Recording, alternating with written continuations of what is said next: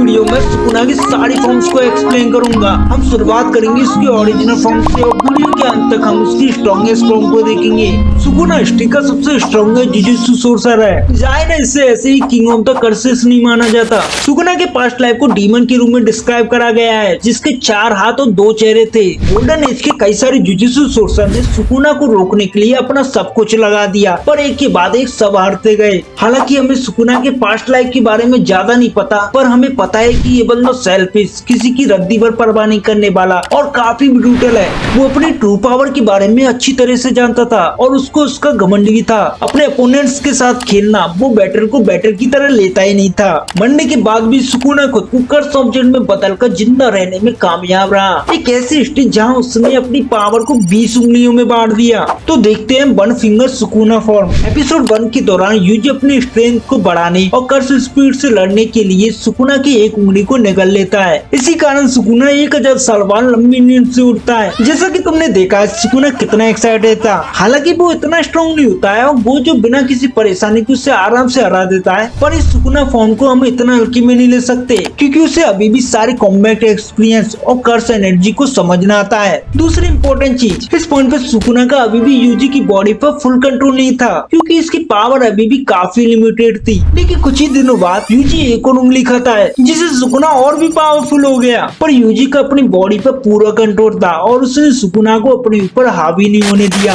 हालांकि detention centre की battle में यूजी खुद ही सुकुना को अपनी बॉडी पर कंट्रोल करने देता है, क्योंकि वो इतना स्ट्रॉन्ग नहीं होता जो उस कर्स स्पिरिट को हरा दे। ये फर्स्ट टाइम था जब हमने सुकुना की ट्रू पावर की एक झलक देखी थी, जहाँ वो मेलोमन श्राइन डोमेन एक्सपेंशन यूज करता है। ये डोमेन सुकुना का गारंटी हिट है और इसके अंदर किसी को भी तब तक लगातार काटने की पावर है जब तक कि कुछ ना बचे। वो चीज जो मेलोमन श्राइन को दूसरे डोमेन से अलग बनाती है वो ये है कि ये बैरियर का यूज करके अलग स्पेस नहीं बनाता, बल्कि ये सुकुना के आराम पूरे एरिया को इफेक्ट करता है। ये वास्तव में गॉड लेवल पावर है और इसे इस्तेमाल करके इसने आराम से फिंगर बैरियर को हरा दिया था। एक स्पेशल ग्रेट कर्स जिसके काउंटलेस पीसेस करे थे। इसे हराने के बाद सुकुना एक और फिंगर खाता है जो उसे और भी पावरफुल बना देती है। इस टाइम पे सुकुना ऐसा लग रहा था जिसे कोई नहीं रोक सकता, लेकिन ये तो कुछ भी नहीं है। इससे अगली फॉर्म इससे कई ज्यादा पावरफुल है, 15 finger Sukuna form. Shibuya arc के दौरान यूजी को गेटो की सबऑर्डिनेट एक और उंगली खिलाते हैं और यूजी ने इससे पहले डेड पेंटिंग आर्क में एक और उंगली खाई थी। अभी तक इस पे 5 फिंगर हो चुकी हैं, लेकिन तभी थोड़ी देर बाद कुछ ऐसा होता है जो किसी ने सोचा नहीं था। जोगो के पास 10 फिंगर और होती हैं और वो सभी को यूजी को खिला देता है। अब टोटल 15 फिंगर हो चुकी थी, जो सुकुना को यूजी की बॉडी पर कंट्रोल करने के लिए काफी थी।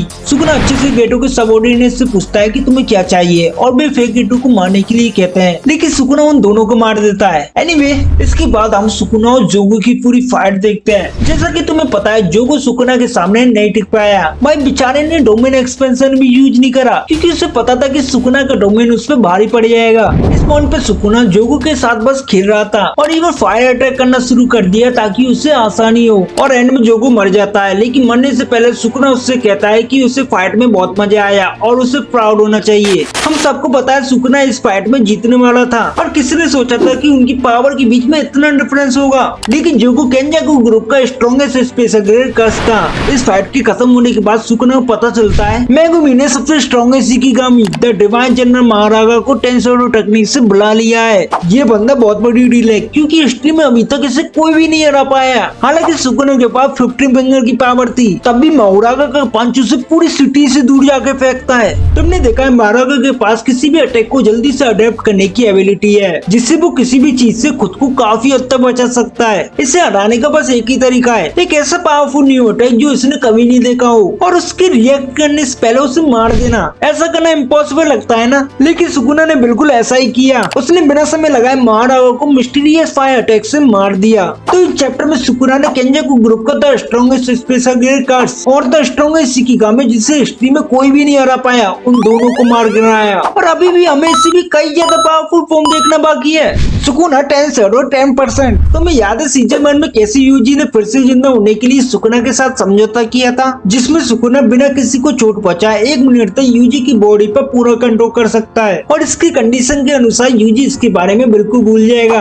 अभी इसे मैं इसलिए बता रहा हूँ क्योंकि सुकुना ने इसका इस्तेमाल और भी ज्यादा पावरफुल होने के लिए किया था। तुमने कलिंग मार्क के दौरान देखा होगा मेगुमी सदमे में था जब उसे पता चला उसकी सिस्टर अब वास्तव में रिनकार्नेट सोर्सर कलर योरोजू है। सुकुना इसी चीज का फायदा उठाता है और अपने उसी समझौते से यूजी की बॉडी पर पूरा कंट्रोल कर लेता है 1 मिनट के लिए। वो इस समय में यूजी की एक उंगली को तोड़ता, मेगुमी को जबरदस्ती कराता है और जिसका हमने सोचा नहीं था वो हुआ। वो मेगुमी की बॉडी पर कंट्रोल करने में मैनेज हो गया और उसने यूजी की बॉडी को छोड़ दिया। ये और इससे पहले वाली फॉर्म में ज्यादा डिफरेंस नहीं है, लेकिन एक चीज इसे दूसरी फॉर्म से काफी पावरफुल बनाती है। वो ये है कि सुकुना अब 10 शैडो टेक्निक यूज कर सकता है। उसने बिल्कुल टाइम नहीं लगाया इस टेक्निक को दिखाने में। वो न्यू का एक बड़ा खूंखार वर्जन बुलाता है और माकी और ताकावा पे हमला करता है। हालांकि जब सुकुना का ध्यान नहीं होता तभी आना चिपकर पीछे से अपने कस्ट टेक्निक से हमला करती है, जिससे सुकुना जल जाता है और उसकी स्किन फटने लगती है। अब इस टाइम पे सुकुना अपनी चालाकी दिखाता है। वो आना से प्यारी आवाज में बात करना शुरू करता है और मेगुमी होने का दिखावा करके उसे गले लगाता है। इतना काफी था आना को पागल बनाने के लिए। सुकुना उसे अचानक से काटता और जमीन पर फेंक देता है। इस पॉइंट पे सुकुना रियलाइज करता है उसका अभी तक मेगुमी की बॉडी पर पूरा कंट्रोल नहीं है और अपने कस्ट टेक्निक का 10% ही यूज कर सकता है। हालांकि इसको इससे कोई फर्क नहीं पड़ता।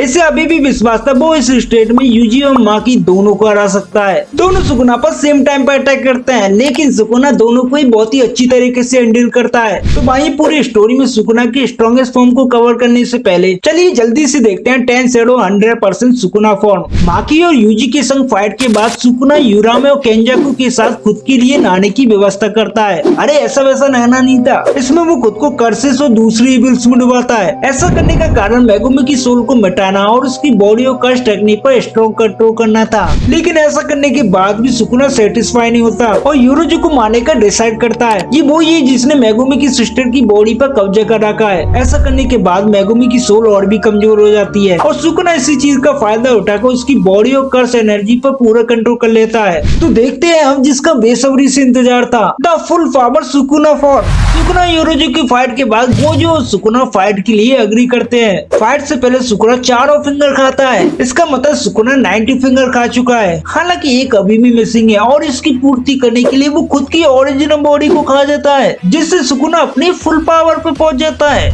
इसके साथ वो फाइनली रेडी होता है गोजो को फेस करने के लिए। जैसा कि तुम सोच रहे हो ये फाइट बहुत क्रेजी थी। दोनों ने कई सारे डोमेन एक्सपेंशन बैटल करे। अपने फुल पावर का यूज करके सुकुना आसानी से गोजो के डोमेन से मैच कर पा रहा था और एक बार कई बार डोमेन ब्रेक भी कर दिए।